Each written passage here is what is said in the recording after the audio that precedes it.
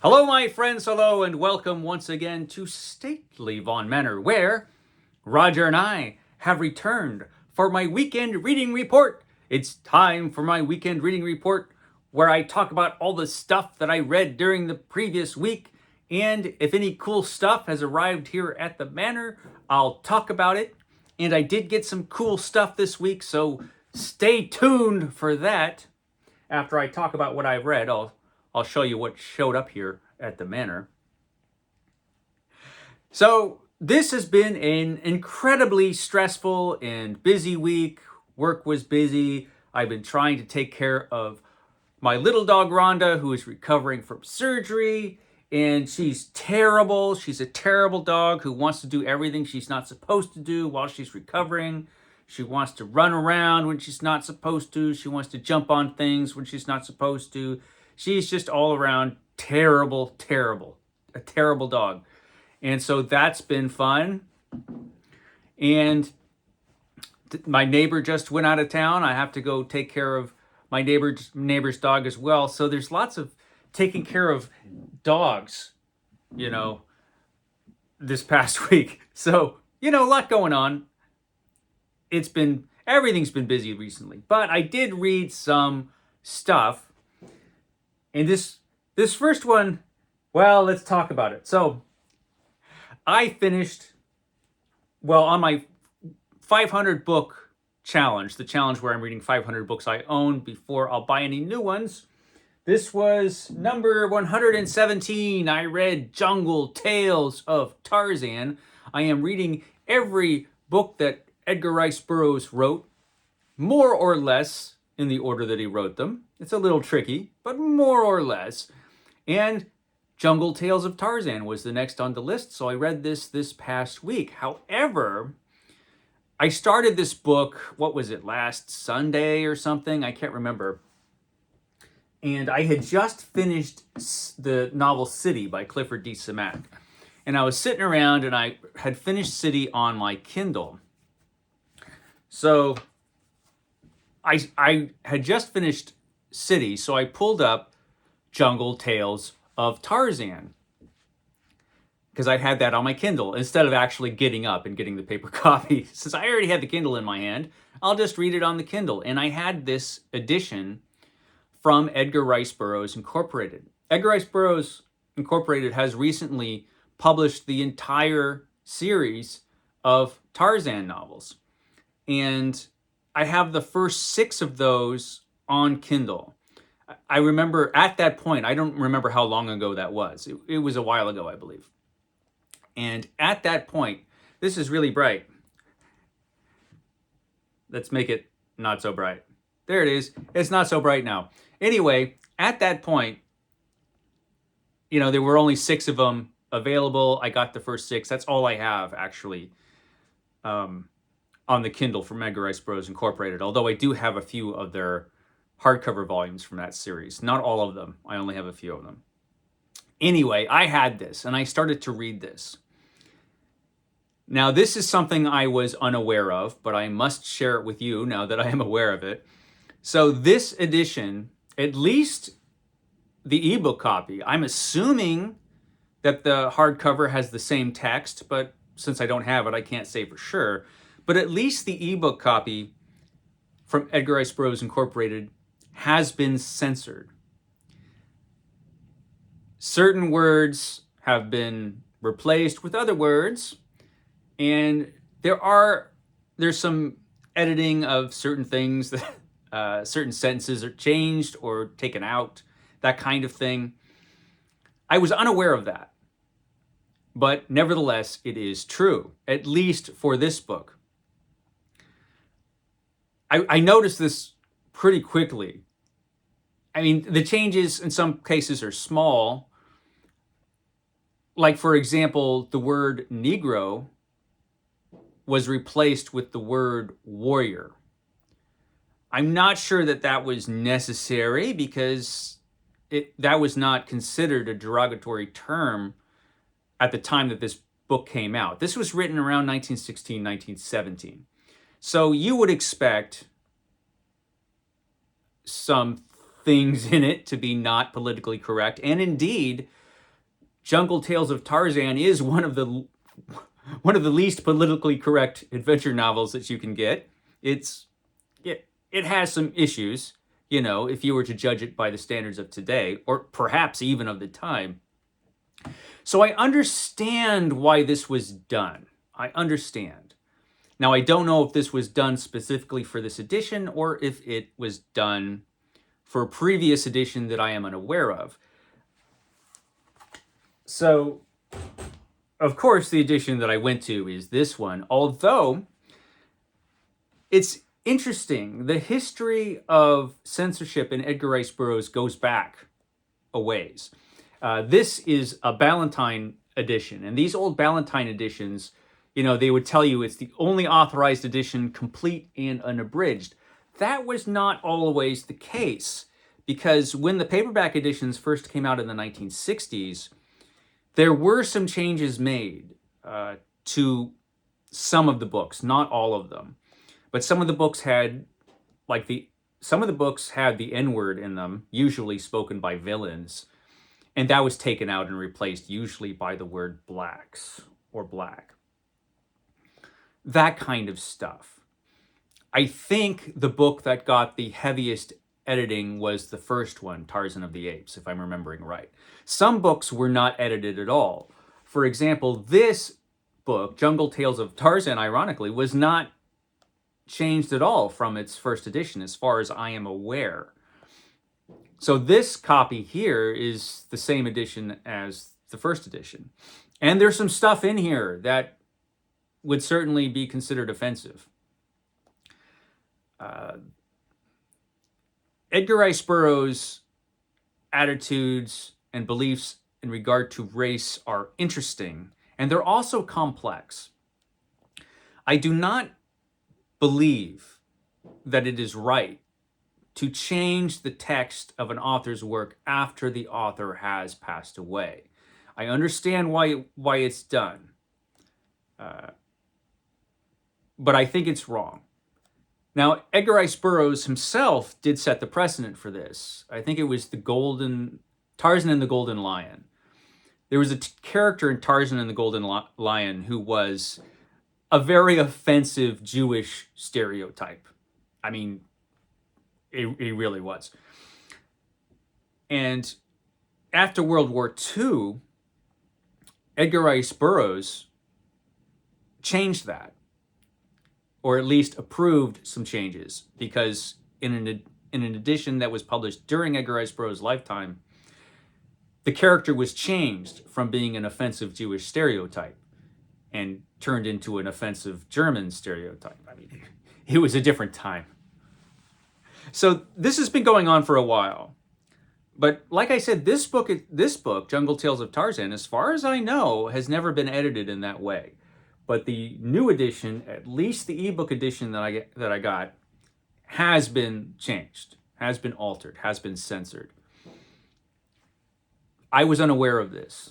And I looked, and I don't think it says anywhere in the copy that it has been edited, but it has. I will make a video about this, about censorship in Edgar Rice Burroughs, because, like I said, it has a long and interesting history. But just so you are aware, at least this edition in the Edgar Rice Burroughs Incorporated edition, at least the ebook copy, I'm assuming the hardcover is the same, but that's just an assumption, that has been censored and things have been changed. I don't know about any of the other books that are in the line of Edgar Rice Burroughs Incorporated's newer set of Tarzan stories. I have no idea if any of those have been changed. I don't know when these changes were made, whether it was for this edition or a previous edition. I just don't know, but they are there. So there was that. And so as I was reading this book during the week, I was like, I had to keep checking the ebook version because I'm like, oh man, I bet they changed this. And sure enough, in every case they had. So there's that. The book itself, however, as non-politically correct and occasionally as offensive with its offensive bits, and they're in there, it's still a very entertaining book. It's still one of my favorite Tarzan novels. It's actually a series of short stories put into one book, hence Jungle Tales of Tarzan. These stories take place during the original novel Tarzan of the Apes. These are Tarzan's experiences as a young man before he meets Jane and before he finds out that he is in fact Lord Greystoke. Really, really good book. And as far as the changes go, I know some people won't mind. I understand why the changes were made. I just don't believe that kind of thing is right. That's my opinion. And I will go more into that when I make that video, which will probably be coming up this coming week, probably. But I read Jungle Tales of Tarzan, and this is the edition that I read it in. So there was that. And so I finished that. It took a while to finish it just because this week has been so crazy. Normally, that's a book you can read in a couple days if you've got any time at all. And then I finished that and I picked up this, which I was not expecting to pick up. But I was going through some books. I saw this and I said to myself, I have never read this. That's crazy. How have I never read The Broken Sword by Poul Anderson? I need to read this book, obviously. And so, TBR be damned, I picked up this book and started reading it. I haven't gotten very far in it. So this book was originally published, I believe, in 1954, the same year that The Fellowship of the Ring was published. So we have a rare fantasy novel that was not at all influenced by The Lord of the Rings, but has a lot of the same kinds of things in it. You have elves and things like that, although this takes place very much in our world in the past. This edition here is the Ballantine Adult Fantasy edition from that series, which was edited by Lynn Carter. Wonderful, wonderful series of books. This came out in 1971. It was revised from the first edition, although Poul Anderson, in his introduction to it, says he didn't change much because he didn't think it would be right to change much, because the writer that he was when he wrote this was a different writer than he was in 1971, and so was telling a story that would be a bit different than he would tell it in the 70s. One thing I noticed right away when I started to read this, first of all, it's beautifully written. I can tell you that. And it's much darker than The Lord of the Rings. I've actually seen this compared to The Lord of the Rings. But I can already tell you it's a much darker book. And I haven't got that far in it either. So I will have a full report of this book next week, because I certainly will finish it. This is, I can tell, going to be really, really good just from its opening. And it does seem to be a classic dark fantasy novel. You hear about this book a lot, The Broken Sword by Poul Anderson. I don't know how many people read it nowadays. I love this cover. This cover is just fantastic. Look at that little Smeagol looking dude hanging out there. This cover, who does it? Let's find out. Who did this cover for Ballantine's adult fantasy series? It was by George Barr. This series of books, by the way, the Ballantine Adult Fantasy series, every single book in the series is worth getting if you ever see them used lying around. They're all magnificent. Beautiful artwork on the covers. You've got beautiful artwork on this cover. This is a good series. So I'm happy that I have this book in this edition, although there are a lot of editions of this book out there. So this is what I'm reading right now. I've also been reading, of course, Thor, and I'm way, way behind on Thor from where I want to be. If I want to finish on October 5th with the entire first run of Thor, which ended in 1995, I think, 5 or 6. If I want to finish, I'm really going to have to pick up the pace, but it's just been so busy, I've fallen behind. I'm still on the 11th Epic Collection, which are stories that were printed in 1981 and 1982. What issue am I on now? I am on issue 316, which is a team up with Iron Man, which is awesome. The artwork is still being done by Keith Pollard, which is good. because he's really good on Thor. And the stories are at this point being written by Doug Moench, who wrote everything. And the second half of this epic collection seems to be better than the first. And Doug Moench, he was a pretty good writer. So even if, he wasn't at his best or he was writing something he wasn't particularly thrilled with, usually it's pretty good. These stories are pretty good, at least in the second half of the book. Too much Donald Blake. Dr. Donald Blake, lame in more ways than one. Not my favorite, but still pretty good. So, Thor, reading that, and we'll continue to read that. I did get some things in the mail. I got a pre-order of an Epic Collection I ordered a while ago. I'm still getting Epic Collections. That's the one exemption from my 500 book challenge. I got this Fantastic Four Epic Collection, Atlantis Rising. This is volume 24 in the Fantastic Four Epic Collections.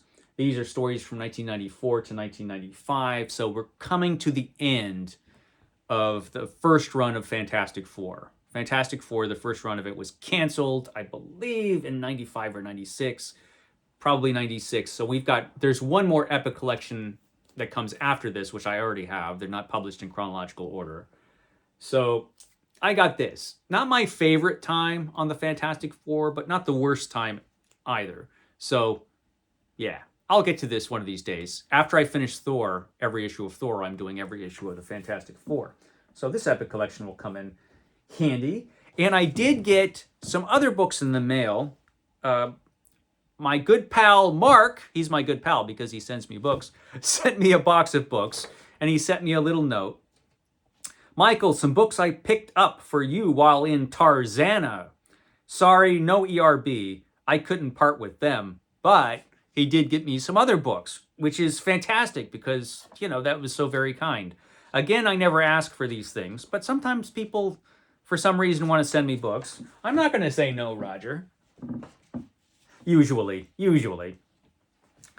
And so I got some books from Mark, and they're an interesting selection. He sent this one, The House of the Stag by Cage Baker, a fantasy novel that I've never heard of that came out in 2008, I think it said. So I've never heard of this book. I've never read a Cage Baker book. So, interesting. I will read this. Then I got a book from Edgar Wallace, The Double from Edgar Wallace. So that's cool. I only have a couple other Edgar Wallace books. I don't think I've ever read an Edgar Wallace book, but I'm going to read this one because it's really cool. First of all, there are a couple things that are immediately awesome about this book. First of all, it is to Aunt Maud from Grace and Hooky, Christmas 1929. So I have Aunt Maud's book. Second of all, this book, The Double, has the greatest main character name of all time. The main character of The Double, I think it's the main character. His name is Dick Staines. His name is Dick Staines. Dick Staines. So, Edgar Wallace gave us a main character named Dick Staines. That's rather amusing. So Dick Staines in The Double. Thanks. That's awesome. So I got that.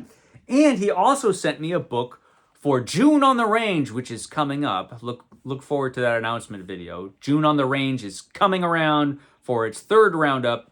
And he sent me this, Gun Law for Lavercombe. Killer trailed killer to a blazing showdown by Charles Alden Seltzer. We have this gunfighter facing entirely the wrong way. Maybe he's blind. I don't know what's going on. And they all hated each other, and they hated strangers. Most of all, they hated the man who rode in from the Arizona Trail. He was there for revenge. And that meant the Lavercombe Showdown. Hopefully he faces the right direction when it comes down to the showdown.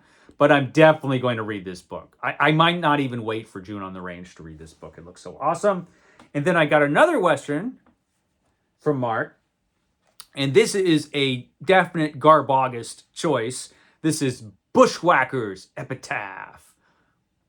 Bushwhackers Epitaph. This looks like a trashy Western because it's from the creators of Long Arm, a long-running trashy Western series. So definitely going to be reading Bushwhackers for Garb August. And this is really cool. This is an ace double. It's a later ace double from the 70s. So we've got The Star Virus by Barrington J. Bailey. And you flip that over, we got a novel from John Jakes, the author of the North and South trilogy and the Kent Family Chronicles, and greatest of all, Brak the Barbarian. We have Mask of Chaos by John Jakes. That's really awesome. And I think this was the 70s. Let me make sure. When this appeared, yeah, 1970. And yeah, so this is fantastic. Always love those ace doubles. So we have one from the 70s here. And last, but definitely not least, this is really cool. We have another book, I think, from the 70s. Let me see when this book came out. Yeah, 1972. This is Clifford D. Simak's Cemetery World, which is a book I've never read. So it's awesome that I got this. It's a book club hardcover, those old cool book club hardcovers. A later novel from Clifford D. Simak, Cemetery World. So that's fantastic. I look forward to reading this one. I've heard of this book. I knew this book existed, but I certainly did not have a copy of it. So this is great. That's great to have. And I think that wraps it up. Thank you, Mark, for sending me those books. That was enormously kind. You didn't have to do that. But, you know, fun. That's some fun stuff. I get to read about the adventures of Dick Staines. That's pretty cool. Isn't that cool, Roger? Roger's speechless with excitement. Okay, guys, I will catch you next time.